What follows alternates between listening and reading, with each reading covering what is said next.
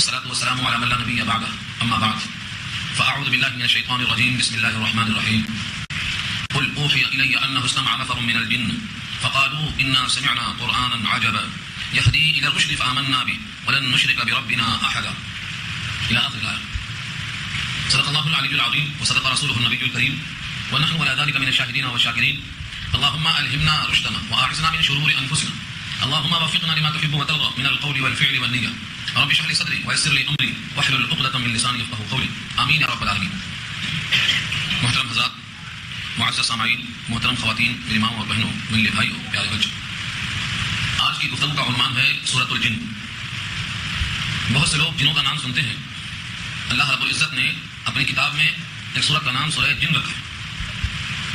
یہ سورت مکی ہے اور 28 آیتوں پر مشتمل ہے. کل دو رکوع ہیں، 28 آیتوں پر مشتمل ہے.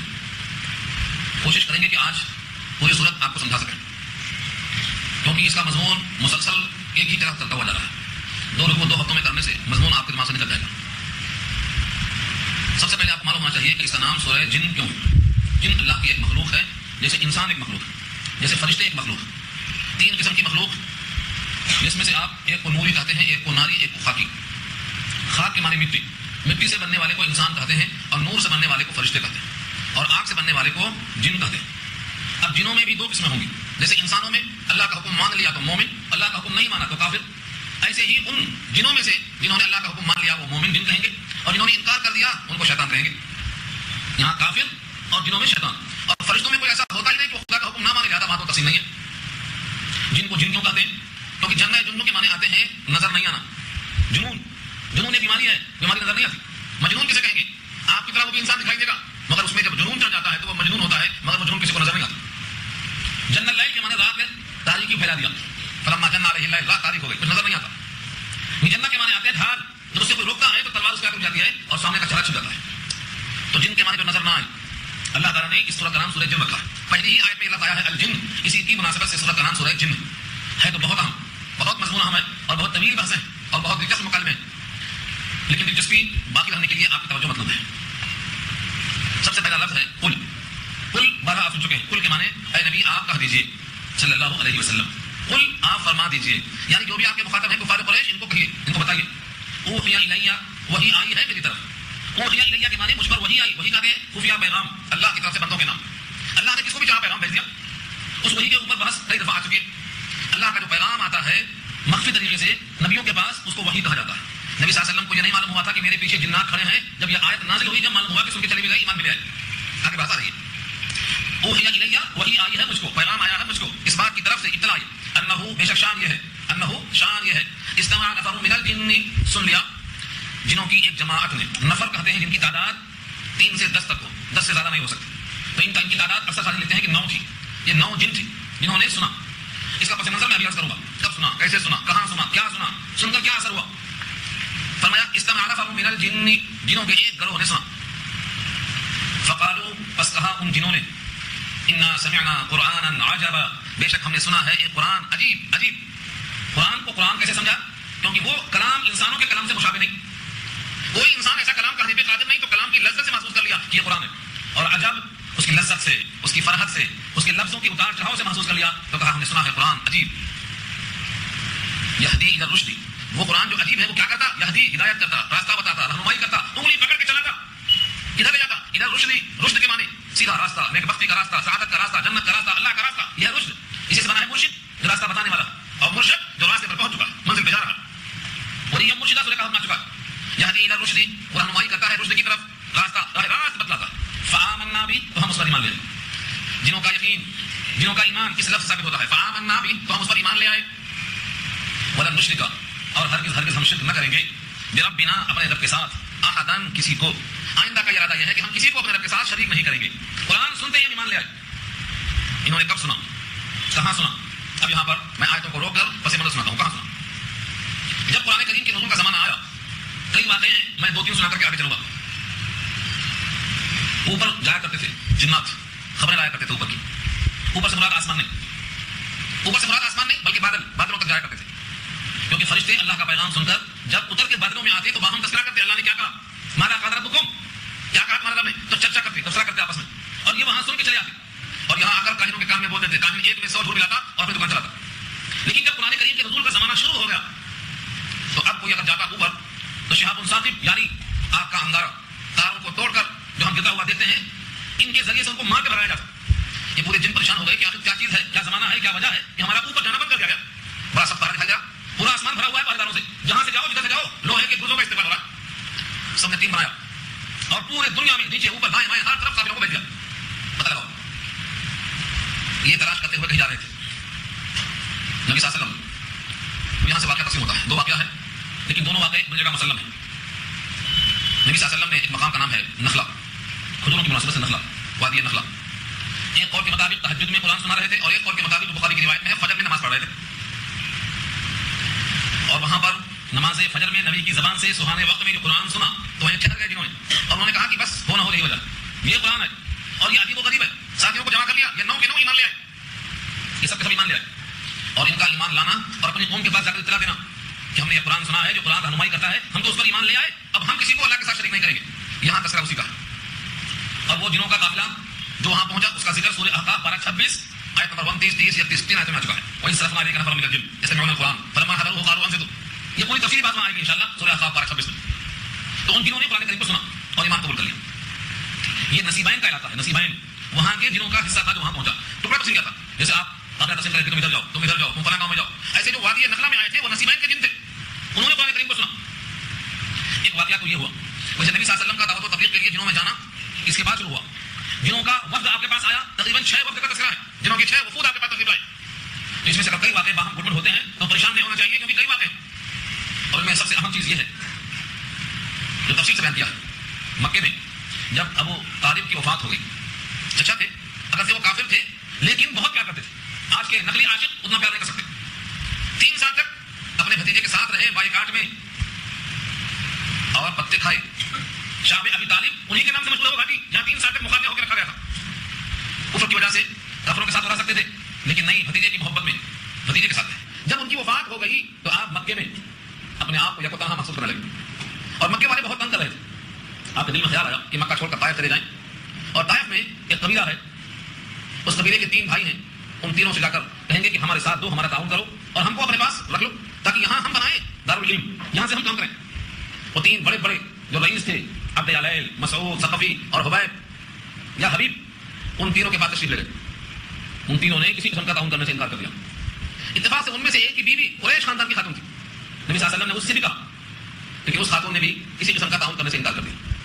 آپ نے کہا ٹھیک ہے تعاون نہیں کرتے ہو تو نہ صحیح, میری ایک بات تو کم سے کم یہ مان لو کہ میں یہاں آیا تھا تعاون کے لیے, یہ چرچا نہ کرنا ورنہ مکے والے دکھ اور پہنچائیں گے. ان لوگوں نے اس کو بھی نامنظور کر دیا اور اس کے ساتھ اوباش اور کمینے لوگوں کو لگا دیا کہ وہ سید الانبیاء پر پتھراؤ کرنے لگے. دنیا میں جب سے آپ آئے اور آپ کی زندگی کے 63 سال میں, نبوت کے 23 سالہ زمانے میں دنیا میں جتنے دن تھے, جب پوچھا گیا کہ سب سے مشکل ترین دن کون سا تھا تو سید الانبیاء فرماتے تھے وہ طائف کا دن سب سے مشکل دن تھا. کتنی جنگیں ہوئی, کتنی جنگیں کی آپ نے, بدر میں, احد میں, خندق میں, خیبر میں, فتح مکہ میں, حنین میں, کتنی جنگیں ہوئی. جنگوں میں رہنے والا انسان اور جنگوں میں سب سے زیادہ لوگوں کے لیے رہنمائی کرنے والا انسان یہ کہتا ہے کہ طائف کا دن بہت مشکل تھا. یہ زندگی میں سب سے مشکل ترین دن کون سا تھا؟ طائف کا. کیوں؟ یہ اوباش اور کمینے اور لعین پتھر برسانے آپ کو زخموں سے چور کر دیا, آپ کی جوتیاں خون سے لبریز ہو گئی. نڈھال ہو کر جب آپ بیٹھ جاتے تو یہ کمینے آپ کے موڑے پر کھڑا کر دیتے اور پھر پتھراؤ کرتے. اسی حالت میں شور و غل ہوتا رہا, لوگ بڑھتے چلے گئے. یہاں تک کہ طائف کے باہر ایک باغ تھا کھجوروں کا, بعض لکھا ہے انگوروں کا. یہ باغ شیبہ کا تھا. عتبہ اور شیبہ یہ دونوں کافر تھے, ربیعہ کے بیٹے تھے, مکے کے قریشی تھے. ان دونوں کا یہ باغ تھا. جب اس باغ میں آپ پہنچ گئے, اندر داخل ہو گئے, تب ان کمینوں نے آپ کو وہاں چھوڑ دیا اور چلے گئے. اس موقع پر فرشتہ آ کر کہتا ہے کہ اگر آپ کہیں تو میں ان پر آگ برسا دوں. اللہ نے بھیجا ہے آپ کے فرشتے کو. کسی فرشتے نے کہا آپ کہیں تو میں ان پر پہاڑوں کو لا کے برسا دوں, چٹنی ہو جائے یہ لوگ. ہر فرشتہ حاضر تھا مدد کے لیے, لیکن نبی صلی اللہ علیہ وسلم نے بددعا نہیں فرمایا اور یہ کہا کہ اگر یہ ایمان نہیں لاتے ہیں مجھے ان کی اولاد سے امید ہے کہ وہ ایمان لائیں گے. جناب رحمت للعالمین نے سن کے فرمایا کہ میں اس طرح میں قہر و غضب بن کر نہیں آیا, میں کیوں ان کے لیے قہر الہی کی دعا مانگوں, بشر ہیں بے خبر ہیں, کیوں تباہی کی دعا مانگوں. یہ صبر ہے, استقامت ہے, جوتیاں خون سے لبریز ہیں, لہو لہان ہیں. اس حالت میں ان پر آپ نے ترس کھایا اور رحم کھایا اور ان کی بھلائی کی فکر کیا. ہم ایسے رسول کی امتی ہیں, ہمیں بھی سارے جہان کی فکر کرنا ہے. جب بعد میں چلے گئے, شیبہ اور عتبہ کو رہا گیا, دیکھا کہ اس حالت میں ضیافت ان کے گھٹی میں تھی, کافر میں ضیافت کرتے تھے. اس نے ایک کشتری کے اندر رکھ کر ایک خوشہ انگوروں کا بھیجا. غلام کا نام عداس لکھا ہے, کہا خوشہ دیکھو. غلام نے خوشہ پیش کیا, آپ نے ہاتھ بڑھایا اور کہا بسم اللہ الرحمن الرحیم. اس خوشے کی طرف ہاتھ بڑھاتے ہوئے بسم اللہ کہا تو عداس غلام نے کہا کہ یہاں کے لوگ تو بسم اللہ کو جانتے بھی نہیں, یہاں کے لوگ بسم اللہ الرحمن الرحیم جانتے ہی نہیں. آخر آپ کو یہ کیسے معلوم ہوا؟ آپ نے کہا تم کہاں کے رہنے والے ہو؟ اس نے کہا میں موصل ایک علاقہ ہے نینوا وہاں کا رہنے والا ہوں, جہاں پر حضرت عیسیٰ علیہ السلام کو اللہ نے بھیجا تھا. حضرت یونس عیسیٰ کو یونس کو بھیجا. حضرت یونس کا علاقہ تھا وہ نینوا. فرمایا نبی صلی اللہ علیہ وسلم نے تم نینوا کے رہنے والے ہو جو علاقہ ہے یونس ابن متہ کا. اس نے کہا آپ کو کیسے معلوم یونس ابن متہ؟ فرمایا وہ میرے بھائی ہیں, ہم دونوں ایک ہی خدا کا پیغام پہنچانے والے ہیں. اور وہ غلام کا عقیدہ انہی کے ساتھ وابستہ تھا. اس نے فوراً جب دیکھا نبی صلی اللہ علیہ وسلم کو, ان کو جانتے ہوئے اور بسم اللہ الرحمن الرحیم پڑھتے ہوئے, تو فوراً قدموں پہ گر جاتا, قدم بوسی کرتا ہے, دست بوسی کرتا, پیار کرتا اور آپ کے لیے نیاز مند ہو کر بیٹھتا. ادھر سے شیبہ اور ربیعہ دیکھ رہے تھے, عتبہ اور شیبہ دیکھ رہے تھے. ان لوگوں نے آپس میں بات کی کہ میرے غلام کو فاتح کر دیا. واپس آیا, غلام سے پوچھا کیا ماجرا ہے, تم ان کے ہاتھ میں کیوں چوم رہے تھے؟ اس نے کہا قسم ہے اللہ کی زمین و آسمان کے بیچ میں اس سے مقدس شخصیت کوئی نہیں ہے. ڈانٹا گیا غلام, کہا کہ وقت کہیں تیرا ایمان نہ چلا جائے, تیرا دین تو ہے اس سے اچھا ہے, تیرا دین کہیں نہ چلا جائے. اس طرح سے غلام کو ہم نے ڈانٹا. سید الانبیاء جب وہاں سے لوٹے ہوئے راستے میں فجر کی نماز کا وقت ہو گیا, اور فجر کی نماز جب پڑھنے لگے اس میں جو قرآن پڑھا ہے تو وہ قرآن سنا ہے ان جناتوں نے. ایک دوسرا واقعہ بتایا. پہلے قول میں کیا تھا, تہجد کی نماز کا سنا گیا, بازار اوقات کی طرف جا رہے تھے آپ, اور اس قصے میں کیا ہے, آپ لوٹ رہے تھے دائر سے اور فجر کی نماز پڑھا رہے تھے, اور اس کے علاوہ کئی واقعات. بہرحال ان جنہوں نے قرآن کریم کو سنا اور سن کر کے ایمان لے آئے, اور ایمان لانے کے بعد جب اللہ نے پیغام بھیجا قرآن کریم کے ذریعے سے, تب معلوم ہوا کہ جنہوں نے قرآن سنا ہے اور ایمان لے آئے ہیں, اس کا ذکر یہاں کیا گیا ہے. اب آپ لفظوں کو دیکھیے. قل اوحی الی انہ استمع نفر من الجن, آپ فرما دیجیے لوگوں سے کہ میرے پاس پیغام آیا ہے, اس بات کی وحی آئی ہے کہ سنا ہے ایک گروہ نے جنوں میں سے. فقالوا, بس انہوں نے کہا انا سمعنا قرانا عجبا, بے شک ہم نے قرآن سنا ہے جو عجیب ہے, عجیب قرآن سنا. یہدی الی الرشد فآمنا به, وہ ہدایت کرتا ہے رشد کی طرف, بس ہم اس پر ایمان لے آئے. ولن نشرک بربنا احدا, اور ہم ہرگز شرک نہ کریں گے, اپنے رب کے ساتھ کسی کو شریک نہ بنائیں گے. وانہ تعالی جد ربنا, اور بے شک شان یہ ہے, تعالی بلند ہے, جد ربنا ہمارے پروردگار کی بڑی شان ہے. جد کے معنی بڑی عظمت ہے, بڑی شان ہے, بڑا جلال ہے, بڑی کبریائی ہے. جد ربنا, جد کے کئی معنی ہیں. دادا کو جد کہتے ہیں, جد امجد. دادا کو کہتے ہیں کیونکہ ان کی بھی خاندان میں بڑی بڑائی ہوتی ہے, سب سے بڑے درجے ہوتے ہیں, تو جد ہیں دادا, جد امجد. تو جد کے معنی آتے ہیں وتعالی جد کا, سنا پڑھتے ہیں نماز میں, وتعالی جد کا, جد کے معنی آپ کی بڑائی, آپ کی شان, آپ کی کبریائی بہت بلند ہے. وانہ تعالی جد ربنا, اور بے شک شان یہ ہے کہ بلند ہے ہمارے پروردگار بڑی شان والے. متخذ صاحبۃ ولا ولدا, نہیں بنایا انہوں نے صاحبۃ بیوی, ولا ولدا اور نہ اولاد. اتنا بلند ہیں, اتنا زیادہ پاکیزہ ہیں کہ ان کو بیوی کی اولاد کی کوئی حاجت نہیں. جن کا عقیدہ یہ ہے کہ اللہ کے پاس بیوی ہے, یہ باطل. جن کا عقیدہ ہے کہ اللہ کو اولاد ہے, ان کا عقیدہ باطل. اولاد عیسائی اختیار کر چکے ہیں, عیسائی کہتے ہیں اللہ کو اولاد, عیسیٰ اللہ کے بیٹے, یہ باطل. مشرکین مکہ کہا کرتے تھے جنت جناتوں کی جو سردارانیاں ہیں یہ اللہ کی بیویاں ہیں, یہ باطل, یہاں سے باطل.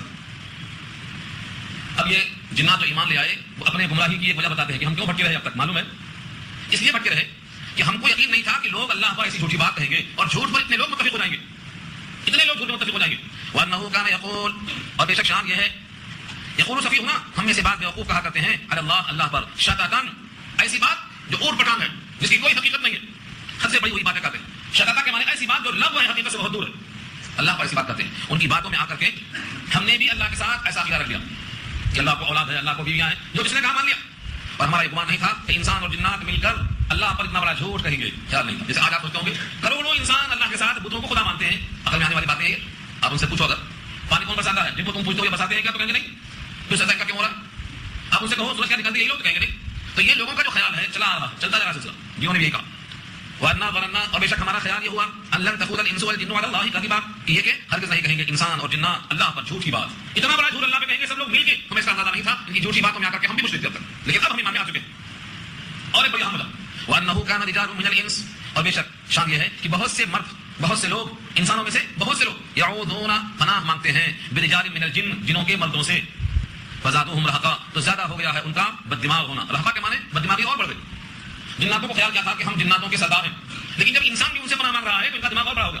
اب تک تو ہم سردار تھے جناتوں کے, اب ہم سردار ہیں جناتوں کے بھی, انسانوں کے بھی. اس پر ایک واقعہ نقل کیا, تفصیل واقعہ. یہ صحابی ہیں حضرت رافع. حضرت رافع یہ اپنا واقعہ بیان کرتے ہیں. عربوں کا دستور تھا کہ جب کسی جگہ جاتے جنگل میں, تو اس جنگل میں, اس میدان میں, اس میں جو سردار ہوتا ہے اس کی پناہ لے کر قیام کرتے تاکہ کوئی تکلیف نہ ہو. سعید بن جبیر تابعی ہیں, یہ واقعہ نقل کرتے ہیں. اور یہ واقعہ کس کا ہے, حضرت رافع کا. روایت کرنے والے ہیں سعید بن جبیر. تفسیر مدنی میں خالد صاحب تفصیل سے بیان کرتے ہیں اس واقعے کو. فرماتے ہیں کہ میں جنگل میں گیا, جیسا عام معمول تھا لوگوں کا, میں نے بھی جنگل کے بادشاہ کا پناہ مانگا. اعوذ بسید ھذا الوادی من شر سفہاء قومی, اس قوم کے بیوقوف لوگوں کے شر سے بچنے کے لیے میں نے اس وادی کے سردار کی پناہ مانگ لیا. اس طرح سے پناہ میں آ کر کے بیان کر لیا. اچانک دیکھا خواب میں تو ان کی جو اونٹنی ہے، ناکا ہے، اس پر کوئی تلوار لے کے یا خنجر لے کے حملہ کر رہا ہے اور اونٹنی کام رہی ہے بس. اور ایک بوڑھا آدمی ہے وہ اس کو منع کرتا ہے کہ مت مارو. یہ ہبڑا کے اٹھے نیند سے، دیکھا تو کچھ بھی نہیں. پھر سو گئے، پھر ایسا ہی دیکھا، پھر دیکھا کچھ بھی نہیں. تیسری بار جب آنکھ کھلی ایسا ہی اٹھ کر دیکھے تو دیکھا کہ جیسا میں نے خواب میں دیکھا تھا ویسا ہی ہو رہا ہے. حقیقت میں ایک بوڑھا آدمی کہتا ہے مت مارو، اور وہ جس کو میں نے خواب میں دیکھا تھا خنجر مارتے ہوئے وہ خنجر یہ کھڑا ہے اور اونٹنی کام رہی ہے، تھرتھرا رہی ہے. اتنے میں ادھر سے 3 گور خر نکلے، نیل گائے. اس بوڑھے نے کہا دیکھو ان تینوں سے جس کو چاہے لے لو، ایک کو لے لو، یہ جو انسان کی ناکا ہے اس کو چھوڑ دو. کیونکہ اس آدمی نے اس وادی کے سردار کی پناہ لی ہے اور سردار ایک بوڑھا تھا، بوڑھا ہو چکا ہے لیکن اپنے پناہ کا لحاظ کرتے ہوئے روکنا چاہ رہا ہے. اس نے ایک گور خر لیا اور چلا گیا. اب وہ بوڑھا متوجہ ہوا رافع کی طرف اور کہا اب یہ زمانہ چلا گیا ہے جب تم سرداروں کی پناہ لیا کرتے تھے. اب کہا کرو اعوذ باللہ رب محمد، اعوذ باللہ رب محمد من حول هذا الوادی. میں اللہ کی پناہ چاہتا ہوں جو محمد کا رب ہے صلی اللہ علیہ وسلم، اس وادی کے ہولناکیوں سے اور اس کے شرور و آفات سے. حضرت رافع کہتے ہیں میں پریشان ہو گیا تھوڑی دیر کے لیے اور پوچھا کہ آخر یہ کون ہے، کہاں ہے؟ تو فرمایا کہ یہ نبی کا ظہور ہوا ہے. پتھروں کا، پہاڑوں کا علاقہ ہے، کھجوروں کا بہت بڑا ایک چمن ہے اور یہ اوصاف ہے، ان کا ظہور ہو چکا ہے. تم یثرب چلے جاؤ. مدینہ کا پہلا نام کیا تھا؟ یثرب، یا ثرب، یثرب، وہاں چلے جاؤ. یہ صبح اٹھتے ہیں اور سیدھا مدینہ کا رخ کرتے ہیں. وہاں جب پہنچتے ہیں تو سید الانبیاء دور سے دیکھ کے مسکراتے ہیں اور ان کے کچھ کہنے سے پہلے پورا واقعہ خود سنا دیتے ہیں. یہ پورا واقعہ سن کر ان کا یقین اور بڑھ گیا، جبھی اسلام میں داخل ہو گئے. حضرت رافع کا ایمان لانا اس واقعے کی وجہ سے. اس آیت میں اسی کا تذکرہ کیا گیا ہے کہ اس زمانے میں لوگ جنوں کے مردوں سے پناہ مانگا کرتے تھے، لیکن وہ زمانہ اب چلا گیا ہے اور اس پناہ مانگنے سے جنوں کا دماغ خراب ہو گیا تھا کہ ہم تو جنوں کے سردار تھے ہی، اب انسانوں کے بھی سردار ہو گئے. یہ بھی ہم سے مانگتے ہیں پناہ. یہاں جملہ اسی کا وَأَنَّهُ كَانَ رِجَالٌ مِّنَ الْإِنسِ، اور بے شک بہت سے آدمی يَعُوذُونَ پناہ مانگا کرتے ہیں بِرِجَالٍ مِّنَ الْجِنِّ، جنوں کے مردوں کی. فَزَادُوهُمْ رَهَقًا، تو بڑھا دیا ہے ان کو، یعنی جناتوں کی بددماغی کو اور بڑھا دیا ہے. وَأَنَّهُمْ ظَنُّوا كَمَا ظَنَنتُمْ، اور بے شک ان کا گمان یہ ہے جیسا کہ خیال ہے تمہارا بھی، أَن لَّن يَبْعَثَ اللَّهُ أَحَدًا، کہ اللہ کسی کو دوبارہ زندہ نہیں کرے گا. آج بھی کتنے لوگوں کا عقیدہ یہ ہے کہ مرنے کے بعد دوبارہ زندہ نہیں کیا جائے گا، مر گئے ختم. اگر مرنے کے بعد زندہ ہونے کا عقیدہ بن جائے تو لوگ کوشش کریں گے، محنت کریں گے. لیکن یہاں جو عقیدہ ہے بہتوں کا خیال ہی ہے. وہ جنوں کے اخبار میں سیدھی بات چل رہی ہے. وَأَنَّا لَمَسْنَا السَّمَاءَ فَوَجَدْنَاهَا مُلِئَتْ حَرَسًا شَدِيدًا وَشُهُبًا، اور بے شک ہم نے چھوا آسمانوں کو، یعنی آسمانوں تک ہم پہنچے. لمسنا السماء، سما سے مراد آسمان نہیں ہے، آسمان کی سمت ہے. جس طرح آسمان کو سما کہتے ہیں ایسے بلندی کو بھی سما کہتے ہیں. بادلوں تک ان کا جانا ممکن تھا، یا اگر آسمان تک گئے ہیں تو آسمان میں یہ معلق رہیں گے، آسمان کے اندر نہیں جائیں گے. اور یہ معلق جو کہ لطیف جسم کے ہوتے ہیں یہ بغیر کسی چیز کے رہ جاتے ہیں. اب اس کی مثال دینے کو جیسے پرندہ ہے، پرندہ فضا میں اڑتے اڑتے ایک دم سے اپنے پروں کو روک لیتا اور ہواؤں میں بغیر کسی چیز کے ٹھہر جاتا، رک جاتا. اس کا رکنا کیوں؟ لطافت کی وجہ سے. تو یہ جن بھی خفیف ہیں آسمانوں تک، بلندیوں تک جا کر بلا کسی چیز کے رک جاتے ہیں. جانے کا مقصد کیا تھا؟ کچھ سنیں گے، خبریں وہاں سے لائیں گے، اپنے کائنوں کے کان میں ڈالیں گے. ڈالتے کیسا کائنوں کے کان میں؟ ایک نیچے ہوتا، ایک اس کے کندھے پہ، ایک اس کے کندھے پہ، یہاں تک کہ اوپر تک زمین بن گئی. اب اوپر جیسے وہ سنتا، اس سے پہلے کہ گروز آگے لگے جلدی سے کام نکول دیتا. وہ ایک گروز کھا کے مر جاتا لیکن خبر نیچے منتقل کر دیتا. لکھا ہے جیسے مرغی اپنے چوزے کے منہ میں دانا ڈالتی ہے ایسا دانا ڈالتا ہے. بخاری میں الفاظ آئے ہیں اس طرح سے مرغی کان میں نہیں منہ میں ڈالتی دانا چوزے کے، ویسے خبر ڈالتی ہے. تو یہ خبر لگا کر ایک جھوٹ ملا کر کتنے جھوٹ بولتے ہیں اور دکان چلاتے ہیں. جب یہ واقعہ آیا تو ہم نے دیکھا فوجدناها، ہم نے ان آسمانوں کی بلندیوں کو چھوا، ملئت حرسا، بھرا ہوا ہے چوکیداری سے. حرس کے معنی نگہبانی، جہاں جاؤ سخت پہرا، پہرے کے لیے کیا رہتا ہے؟ حرسا شدیدا، سخت پہرا. وشہبا، آپ کے انگارے، شورے، جدھر جاؤ شورے آ رہے ہیں. اتنا سخت پہرا دیکھ کر کے ہمیں اندازہ ہوا کہ ہماری جگہ چلی گئی، ہمارا بیٹھا چلا گیا، جہاں بیٹھا کرتے تھے وہاں جانا ممکن نہیں. اور اس سے پہلے ہمارا کیا عالم تھا؟ وَأَنَّا كُنَّا نَقْعُدُ مِنْهَا، اور اس سے پہلے ہم بیٹھا کرتے تھے منہا، آسمان کے قریب. مقاعدہ، مقعد کی جمع ہے بیٹھک، جگہیں بیٹھنے کی، للسمع، سننے کی خاطر. فمن يستمع الآن، جو اب سنتا ہے، یجد له، پاتا ہے اپنے لیے، شہابا رصدا، تیار آگ کا شعلہ پاتا ہے، فوراً آگ کے بھاگنا پڑتا. اب اس کا مقصد نہیں معلوم کہ یہ بندوں کے لیے، زمین والوں کے لیے خیر کا فیصلہ ہے یا شر کا فیصلہ ہے. ان کے رب نے اس سے کیا چاہا ہے یہ نہیں معلوم. اچھا دیکھو لفظ کو، وَأَنَّا لَا نَدْرِي أَشَرٌ أُرِيدَ بِمَنْ فِي الْأَرْضِ، اور بے شک ہم نہیں جانتے کیا شر ہے جس کا ارادہ کیا گیا ہے ان لوگوں کے واسطے جو زمین میں ہیں. أَمْ أَرَادَ بِهِمْ رَبُّهُمْ رَشَدًا، یا ارادہ کیا ہے ان کے رب نے ان کے ساتھ رشد و ہدایت کا. یہ ہمیں نہیں معلوم. یہ کیوں کروایا؟ دو وجہوں سے. اکثر لوگ سمجھتے ہیں کہ جنات کو سب معلوم، اس کے اوپر جن آ گیا اس کو سب معلوم. یہ جنات کہتے ہیں وَأَنَّا لَا نَدْرِي، ہم کو نہیں معلوم. معلوم یہ ہوا جیسے انسانوں کو کچھ معلوم کچھ نہیں معلوم، ایسے ان کو بھی کچھ معلوم کچھ نہیں معلوم. علم میں اتنے کامل نہیں ہے کہ سب معلوم. یہ کروایا ان سے. تو ایک بات تو یہ ہے کہ جنات کو سب نہیں معلوم، اور دوسری بات یہ ہے دعوت ہے کہ قرآن جو اس شان سے بھیجا گیا ہے اس کے ذریعے پہرا دیا ہوا ہے. اب زمین والوں کے لیے یہ پہرا ذریعہ خیر بنے گا یا ذریعہ شر بنے گا، یہ طنز ہے. یعنی زمین والے اس کو مانیں گے جنت میں جائیں گے خیر بنے گا، اور نہیں مانیں گے جہنم میں جائیں گے ذریعہ شر بنے گا. یہ ہم کو نہیں معلوم کہ کون مانیں گے کون نہیں مانیں گے. ایک معنوں میں اشارہ ہے کہ ہم ایمان لے آئے ہیں، تم بھی ایمان لے آؤ، یہ ذریعہ خیر ہے. اگر اس پر ایمان نہیں لائیں گے تو ذریعہ شر بن جائے گا. اسی کا انکار جہنم میں لے جائے گا اور اسی کا اقرار جنت میں لے گا.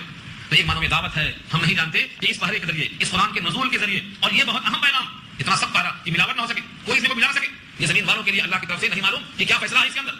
اس فیصلے میں شر ہے یا اس فیصلے میں خیر ہے.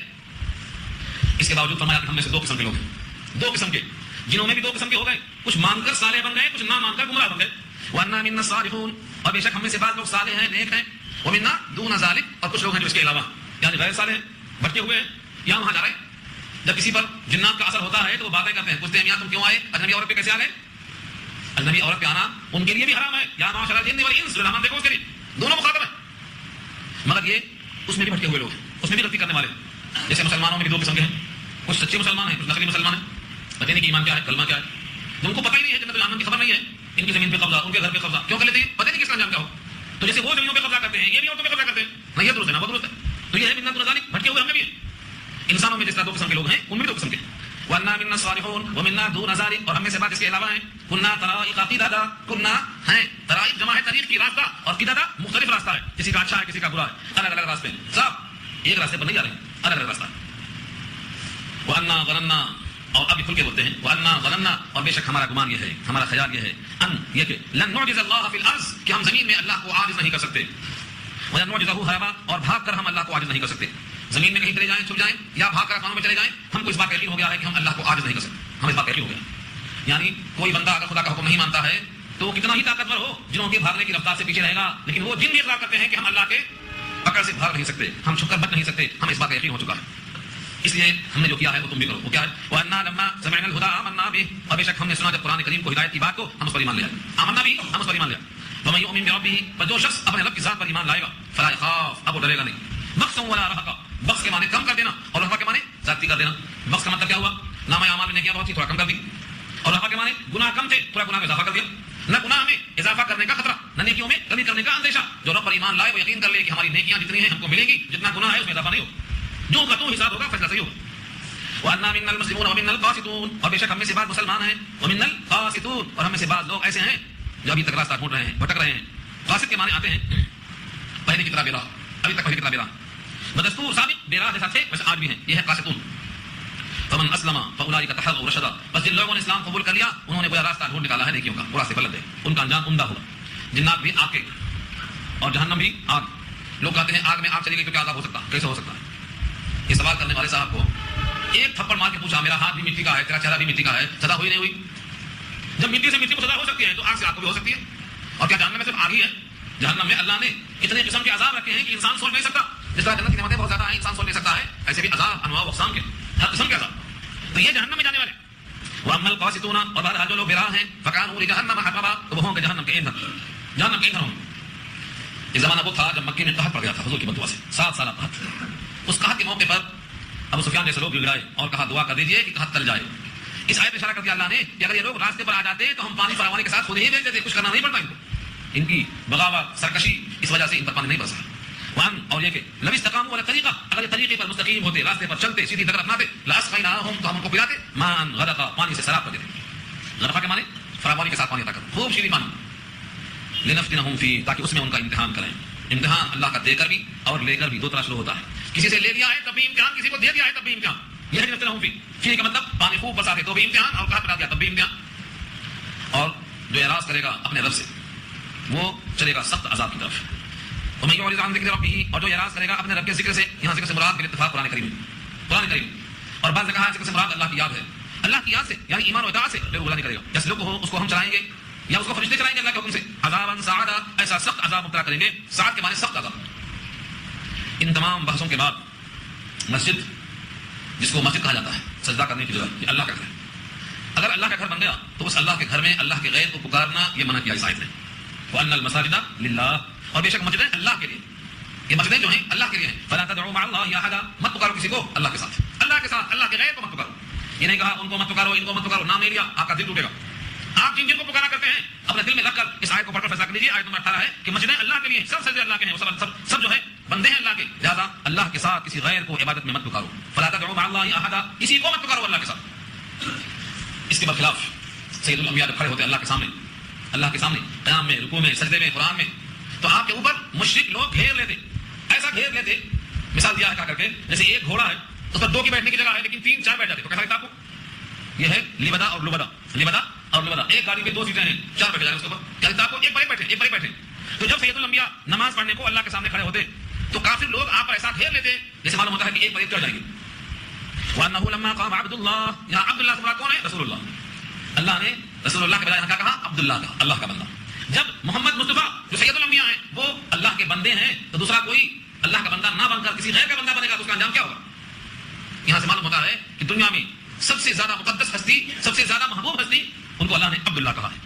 وَأَنَّهُ لَمَّا قَامَ عَبْدُ اللَّهِ, اور جب خدا کا خاص بندہ مراد کون ہے؟ سید الانبیاء. يَدْعُوهُ, خدا کی بندگی کرتے ہوئے پکارتے ہیں. كَادُوا يَكُونُونَ عَلَيْهِ لِبَدًا, تو یہ کافر لوگ اس بندے پر بھیڑ لگانے کو ہو جاتے ہیں. لبدا کے معنی بھیڑ, ازدحام, معلوم ہوتا ہے ابھی گھیر لیں گے. قل, آپ کہہ دیجیے ان سارے مشرکین مکہ سے کہہ دیجیے, انما ادعو ربی, میں تو پکارتا ہوں اپنے رب کو. کتنا پیارا لہجہ ہے, رسول اللہ بھی اپنے رب کو پکارتے ہیں, یہ اللہ نے کہلوایا. قل, آپ کہہ دیجیے ان سے, انما, اس کے سوا اور کچھ نہیں, ادعو ربی, میں پکارتا ہوں اپنے رب کو, ولا اشرک به احدا, اور میں اس کے ساتھ کسی کو شریک نہیں کرتا, کسی کو اس کے ساتھ شریک نہیں کرتا. جب سید الانبیاء کسی کو شریک نہیں کرتے تو لوگوں نے سید الانبیاء کو شریک کر دیا اللہ کے ساتھ. یہ اللہ کے خلاف ہے, رسول اللہ کے خلاف ہے. اللہ کے ساتھ کسی کو شریک کرنے کا حق سید الانبیاء کو نہیں دیا اللہ نے, پھر کسی اور کو شریک کیسے کر سکتے ہیں آپ؟ دنیا میں اللہ کے بعد سب سے اونچا مقام سید الانبیاء کا ہے, فرشتوں سے افضل, سارے انسانوں سے افضل, سارے انبیاء میں افضل. آپ کو کہا گیا ہے کہ آپ کہہ دیجیے میں تو رب کو پکارتا ہوں اور رب کے ساتھ کسی کو شریک نہیں کرتا ہوں, یہ کہہ دیجیے لوگوں سے. اب آپ کی مرضی ہے, اگر ابھی آپ کسی کو ملاتے ہیں تو سید الانبیاء کے خلاف ہو رہا ہے, اللہ کے حکم کے خلاف ہو رہا ہے, اس آیت کے اعلان سے خلاف ہو رہا ہے. اور کوئی سمجھتا ہے کہ میں کسی کے نفع اور نقصان کا مالک ہوں تو اے نبی یہ بھی واضح کر دیجیے, قل, کہہ دیجیے انی لا املک لکم, بے شک میں مالک نہیں ہوں تمہارے لیے, ضرا ولا رشدا, ضرر نقصان, ولا رشدا, اور بھلائی اور خوبی, میں کسی کے لیے بھلائی اور خوبی کا اور تکلیف اور نقصان کا مالک نہیں ہوں جب تک اللہ فیصلہ نہ کر دے. کسی کا ضرر ہو اور کسی کا بھلا ہو, یہ میں اس کا مالک نہیں ہوں, کیونکہ بہت سے لوگ سمجھتے ہیں سب آپ کے ہاتھ میں, سب آپ کے ہاتھ میں ہے. اللہ نے کہلوا دیا, اعلان کر دو سب اللہ کے ہاتھ میں.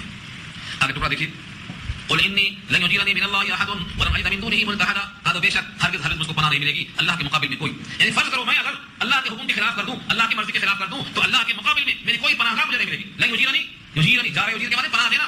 آپ پڑھتے ہیں یا مجیر یا مجید, کب پڑھتے ہیں؟ تراویح میں پڑھتے ہیں. تو یا مجید کس کو پکارتے ہیں؟ پناہ دینے والے کو, وہ اللہ کے ذات. فرمایا لن یجیرنی, مجھ کو ہرگز پناہ نہیں ملے گی اللہ کے مقابل میں کچھ بھی. ولن اجد من دونه ملتحدا, اور ہرگز نہیں پاؤں گا میں اس کے سوا کوئی جائے پناہ, کوئی جائے پناہ نہیں پاؤں گا. الا بلاغا من اللہ ورسالاته, اوپر تو کہا گیا تھا میں تمہارے نفع نقصان کا مالک نہیں ہوں, تو کوئی سمجھتا کہ پھر آپ کے ہاتھ میں کچھ بھی نہیں. اس کی وضاحت آ گئی اللہ کے ساتھ, الا بلاغ, مگر پہنچانا, من اللہ, اللہ کی طرف سے, ورسالاتی, اور اس کا پیغام, اس کا خبر نامہ, یعنی قرآن کریم کے ذریعے سے میں اللہ کا پیغام پہنچانے والا ہوں. بس یہ ہے اللہ کی طرف سے کہ میں اللہ کا پیغام پہنچا. بقیہ نقصان کا مالک اور فائدے کا مالک یہ سب اللہ کے قبضے قدرت میں ہے. ومن يعص الله ورسوله, اور جو نافرمانی کرے گا اللہ کی اور اللہ کے رسول کی, فإن له نار جہنم, تو بے شک اس کے لیے کیا ہے؟ جہنم کی آگ ہے. خالدین فیها ابدا, اس میں رہے گا ہمیشہ ہمیشہ ہمیشہ ہمیشہ, اس کے اندر رہے گا. خلود بھی ہے اور ابدیت بھی ہے, ہمیشہ رہے گا. حتی اذا رأوا ما يوعدون, حتی یہاں تک کہ جب وہ دیکھ لیں گے ما يوعدون, جس کا وعدہ ہو رہا ہے. دو وعدہ ہے, دو وعدہ کیا ہے؟ ایک تو قیامت کا وعدہ ہے اور ایک دنیا میں فتح کا اور غلبے کا وعدہ ہے. دو میں سے ایک وعدہ, دنیا میں فتح دیکھ لیں یا آخرت میں جنت و جہنم کا یقین ہو جائے, دونوں صورتوں میں جس کا وعدہ کیا جا رہا ہے جب اس کو دیکھ لیں. فسيعلمون من اضعف ناصرا واقل عددا, تو ان قریب وہ جان لیں گے کہ کون ہے زیادہ کمزور مدد کے اعتبار سے اور کون زیادہ کم ہے عدد کے اعتبار سے. فرشتوں کی تعداد, فرشتوں کی جمعیت, یہ دیکھ لیں گے. اور جب میدان کاذاب میں شکست ہوگی تو اندازہ ہو جائے گا کہ مدد کس کی طرف ہے, کس کا قبضہ ہے. قل ان ادری اقریب ما توعدون, کہہ دیجیے مجھے نہیں معلوم. ان ادری یہاں ان نافیہ ہے, کہہ دیجیے مجھے نہیں معلوم. اقریب ما توعدون, کیا وہ قریب ہے تم سے جس کا وعدہ ہو رہا ہے, ام یجعل له ربی امدا, یا کر دے گا اس کے لیے میرا پروردگار ایک لمبی مدت, یعنی جس کا نام قیامت ہے وہ قریب ہے یا اس کے لیے مدت طویل ہے. میرا رب جانتا ہے کہ اس کو طویل کرے گا کہ قریب کرے گا. یہاں سے اشارہ ہوا کہ سارا علم ان میں سے ایک علم ہے قیامت کا علم, یہ میرا رب جانتا ہے کہ وہ زمانہ قریب ہے یا دور ہے, یہ بھی جانتا ہے. اکثر و بیشتر لوگ جانتے ہیں, قیامت کا علم کسی کو نہیں معلوم. بلکہ اب سن لو, یہاں اسی کا اشارہ ہے, ایک طویل بحث ہے. قیامت کا علم کسی کو نہیں. جبریل امین نے نبی صلی اللہ علیہ وسلم سے پوچھا متی الساعہ, قیامت کب آئے گی؟ آپ نے کہا مل مسئول عنہا بأعلم من السائل, جس سے پوچھا جا رہا ہے وہ بھی سوال کرنے والے سے زیادہ نہیں جانتا اس معاملے میں. تو جبریل کو بھی نہیں معلوم, جو لانے والے ہیں اور جن پر پہنچنے والا ہے ان کا جواب یہ موجود ہے. سلام حضرت جبریل ہے, بڑی مشہور حدیث ہے, طویل حدیث ہے. اور قرآن کریم میں سورہ لقمان پر 21 میں آئے گا 5 کا علم, 5 چیزوں کا علم کسی کو نہیں معلوم سوائے اللہ کے. ان میں سے ایک یہ بھی ہے قیامت کا علم. ان تمام باتوں کو یاد رکھیں گے تو یہ آیت سمجھ میں آئے گی کہ قیامت کا جو علم ہے, جو فیصلہ ہے, یہ مجھ کو نہیں معلوم کہ پروردگار نے قریب رکھا ہے یا اس کو دور رکھا ہے, کیونکہ وہی عالم الغیب ہے, وہی جانتا ہے غیب کی باتوں کو. غیب یہ بحث مختصر کروں گا میں, مگر انشاءاللہ جامع ہوگی تاکہ آپ کو سمجھ میں آ جائے کہ آخر لوگوں میں یہ بحث آتی ہے تو لوگ بلا سمجھے ہوئے بحث کر لیتے ہیں. بغیر سمجھے ہوئے بحث نہیں کرنا, سمجھ کے سوچنا. عالم الغیب, غیب کا جاننے والا کس کو کہا؟ جو قیامت کا علم رکھتا ہے وہ ہے عالم الغیب. بارش کب ہوگی اور کہاں ہوگی وہ جانتا ہے. ہر ماداؤں کے رحم میں کیا ہے وہ جانتا ہے. کس کی موت کب اور کہاں آئے گی وہ جانتا ہے, وہ ہے عالم الغیب. دنیا میں اللہ نے کسی بشر کو یہ علم نہیں دیا کہ کس کی موت کب آئے گی اور کہاں آئے گی. یہ علم کسی کو نہیں دیا کہ بارش کب ہوگی اور کتنی ہوگی اور کہاں ہوگی. ایک دو جگہ کا مشین لگا کر کے بادلوں کو دیکھ کے فیصلہ کر لینا یہ تو بہت آسان مسئلہ ہے. ایک ایک قطرے کا علم کہاں کتنے قطرے گریں گے, ایک ایک پتے کا علم کہاں کتنے پتے جھڑیں گے, ایک ایک ذرے کا علم کہاں کتنے ذرے سیراب ہوں گے. تمام دنیا کی مداؤں کا علم, صرف انسانوں کا نہیں, حیوانوں کا, حشرات کا, کیڑے مکوڑوں کا, اتنے رحم ہے, ہر رحم میں کیا ہے, مشینوں کی مدد سے ایک دو کا پتہ لگانا یہ کوئی خاص بات نہیں. بیٹی بیٹے کا ذکر نہیں کیا اللہ, تو یہاں سے عالم الغیب کا فیصلہ کیا. عالم الغیب غیب کا جاننے والا, فلا یظہر علی غیبہ احدا, وہ ظاہر نہیں کرے گا اپنے غیب پر کسی کو. دیکھا آپ نے غیب کس کا نام ہے؟ جو آدمی کے حواس خمسہ کی گرفت میں نہ آئے وہ غیب ہے. بتایا ہمیں ہاتھوں سے چھونے کی قوت ہے, چھونے میں نہیں آتا. آنکھوں سے دیکھنے کی قوت ہے, دیکھنے میں نہیں آتا. ناک سے سونے کی قوت ہے, سونے میں نہیں آتا. زبان سے چکھنے کی قوت ہے, چکھنے میں نہیں آتا. نہ قوت شامہ میں آتا, نہ قوت لامسہ میں آتا, نہ قوت بصرہ میں آتا, نہ قوت ذائقہ میں آتا. ہمارے پاس جو قوتیں ہیں ادراک کرنے کی ان میں آتا ہی نہیں. تو کیا کہتے ہیں عالم الغیب. فلا یظہر علی غیبہ احدا, اپنے غیب پر وہ کسی کو مطلع نہیں کرتا, ظاہر نہیں کرتا. الا مگر من ارتضی من رسول, جس کو پسند کر لیتا ہے رسولوں میں سے. یہ لفظ الا سے لوگوں نے کہا کہ دیکھو اللہ نے استثناء کر دیا. استثناء کس چیز سے کیا ہے وہ تو سمجھو. اپنے غیب پر کسی کو مطلع نہیں کرتا کیونکہ وہ عالم الغیب ہے, قیامت کا علم اسی کو ہے. مگر رسولوں میں سے جس کو چاہتا ہے پسند کرتا ہے ان رسولوں کو غیب کا علم دیتا ہے. لیکن کتنا دیتا ہے؟ جتنا ضرورت ہے. ہزاروں دیتا ہے, ہزاروں غیب کی باتوں کا علم دیتا ہے. لیکن ہزاروں کا مطلب ہر علم غیب نہیں ہوتا, کلی نہیں ہوتا, جزئی ہوتا, عطائی ہوتا, ذاتی نہیں ہوتا, اپنے طرف سے نہیں ہوتا, کسی کا دیا ہوا ہوتا. یہ فرق ہے. اس لیے جو لوگ اللہ کے علم کو رسول اللہ کے علم کو برابر سمجھتے ہیں یہ کھلا ہوا شرک ہے. کیوں؟ اللہ دینے والے ہیں, رسول اللہ لینے والے ہیں. اللہ کا علم جز کیوں ہے؟ ایک ذرے کو علم ہے, بارش کے قطروں کا علم ہے, زمین پہ گرنے والے پتوں کا علم ہے, مالاؤں کے رحم میں جو جنین ہے ان تمام کا علم ہے. تو اللہ تعالیٰ نے ہر نبی کو علم غیب دیا ہوا علم ہے. اس کو اطلاع الغیب کہیں گے, اس کو انباء الغیب کہیں گے. غیب پر مطلع کیا, جتنی حاجت ہے, جتنی ضرورت ہے, ہزاروں چیزوں کا علم دیا. لیکن اس سے وہ اللہ کے برابر عالم الغیب نہیں ہو گئے. اللہ کو خالق اور اللہ کے غیر کو مخلوق جب تک نہ مانیں گے تب تک شرک سے بری نہیں ہوں گے. یہی پیغام دیا. الا من اتبع من رسول, مگر جس کو پسند کیا ہے اپنے رسولوں میں سے, فانه يسلك من بين يديه ومن خلفه رصدا, تو بے شک وہ پیغمبر کے آگے اور پیچھے فرشتہ بھیج دیتا ہے. اسلکو سلکہ اسلکو چلاتا ہے پیغمبر کے درمیان, یعنی سامنے سے اور پیچھے سے. جس کو رصدا, رصد کے معنی دیکھ بھال, کوئی آ کے چھین لے, کلام کو لے لے, کلام کو ملا دے نہیں. جتنا علم اللہ دیتے ہیں آگے پیچھے دائیں بائیں اوپر نیچے محافظ فرشتے ہوتے ہیں, کسی کی مجال نہیں کی ملاوٹ کر دیں. لیعلم, تاکہ اللہ جان لے علم ظہور کے اعتبار سے. اللہ کا علم میں ہر چیز ہے لیکن اس کو ظاہر کر دے, جس کو آپ بولتے ہیں دکھا دینا. علم ظہور, سب مسلمان ہیں, ان میں جمے گا کون, بھاگے گا کون, کیسے معلوم ہوگا؟ کھڑا کرو میدان میں, کھڑا کر دیا غزوہ بدر میں. اب کیا ہوا؟ کچھ منافقین چلے گئے, غزوہ احد میں 1000 لوگ تھے, 700 بچے, 300 چلے گئے. اب معلوم ہو گیا کہ یہ منافق ہیں. اس کو بولتے ہیں علم ظہور. یہ ہے لیعلم ان قد ابلغوا رسالات ربهم, تاکہ علم ظہور پر معلوم ہو جائے کہ پہنچا دیا انہوں نے اپنے رب کے پیغامات کو, ان فرشتوں نے اپنے رب کے پیغامات کو پہنچا دیا ہے. واحاط بما لديهم, اور گھیر لیا ہے جو کچھ ان کے پاس ہے, تمام احوال جو کچھ ان کے پاس ہے سب کا احاطہ کر لیا ہے. احاطہ بمعنی احاطہ, اردو میں احاطہ کس کو بولتے ہیں؟ باؤنڈری وال کو بولتے ہیں. کیا کہتی وہ پورے گھر کا احاطہ کر لیتے. تو یہ احاطہ اردو میں ہے, اسی کو عربی میں کہتے ہیں احاطہ, فعل ماضی ہے. اور گھیر لیا بما لديهم, جو کچھ ان کے پاس ہیں سارے احوال. واحصا, اور شمار کیا, کل شيء, ہر چیز کو, عدداً گنتی کر کے. سمجھا کو بارش کے قطروں کو گن گن کے وہ جانتا ہے کتنے برس ہے, زمین کے ذروں کو گن گن جانتا ہے, کتنے جنین ہیں گن کے جانتا ہے, کائنات میں کتنی مخلوقات ہیں اور کتنے افراد ہیں اور کتنی اقسام ہیں گن گن کے جانتا ہے ہر چیز. یہ علم اللہ تعالیٰ کا محیط ہے, گن گن کی ہر چیز کی گنتی اس کے پاس معلوم ہے, تمام احوال کا احاطہ کیے ہوئے. اس آیت میں معلوم ہوا کہ اللہ کا علم کلی ہے, باقی سب کا علم جزئی ہے. اللہ کا علم ذاتی ہے, باقی سب کا عطائی ہے. اللہ کا علم اپنی ذات سے, باقی لوگوں کا علم اللہ نے دیا ہے. پیغمبروں کے پاس جو علم آیا وہ فرشتوں کو بھیج کر اللہ نے عطا فرمایا. جتنی حاجت تھی, ہزاروں علم دیا ہے غیب کا, ہزاروں علم دیا ہے غیب کا, لیکن وہ دیا ہوا علم ہے, ذاتی علم برابر نہیں ہو سکتا. اس لیے اللہ میں اور اللہ کی مخلوق میں کوئی تقابل نہیں ہے. ساری کائنات کا علم اللہ کے علم کے مقابلے میں کیسا ہے, یہ پوری بحث سورہ نمل میں بھی آ چکی ہے. قل لا يعلم الغیب, کوئی نہیں جانتا ہے غیب کو جو زمین میں ہے جو آسمان میں ہے, الا اللہ, سوائے اللہ. وعنده مفاتيح الغیب, غیب کی چابیاں اسی کے پاس ہیں, لا يعلمها الا هو, اس کے سوا کوئی جانتا ہی نہیں. تو اس سورہ کا پیغام یہ ہے کہ اللہ کا علم محیط ہے اور سب کا علم محاط ہے, سب کو گھیرا ہے اللہ نے. احاط بكل شيء علما, ہر چیز کو اللہ نے اپنے علم میں گھیر رکھا ہے. اس سورہ کا پیغام کیا ہے کہ ہم اللہ کے ساتھ کسی کو شریک نہ کریں. ہم اس کتاب کو ذریعہ ہدایت سمجھیں. اس کتاب پر ایمان لانے والے جنات ہیں, ان میں بھی 2 اقسام ہیں, ایسے ہم میں بھی 2 اقسام ہیں, کچھ لوگ مانتے ہیں کچھ لوگ نہیں مانتے. جس طرح ماننے والوں کے لیے جنت ہے اور نہ ماننے والوں کے واسطے جہنم ہے, ٹھیک ہے, انجام ان کے واسطے بھی ہے. لہٰذا ہمیں ہر حال میں اللہ کی پناہ میں آنا ہے. اللہ کے غیر کی پناہ ختم ہو چکی ہے, اب اس کا وقت ختم ہو چکا ہے. اللہ تعالیٰ عمل کرنا آسان فرمائے.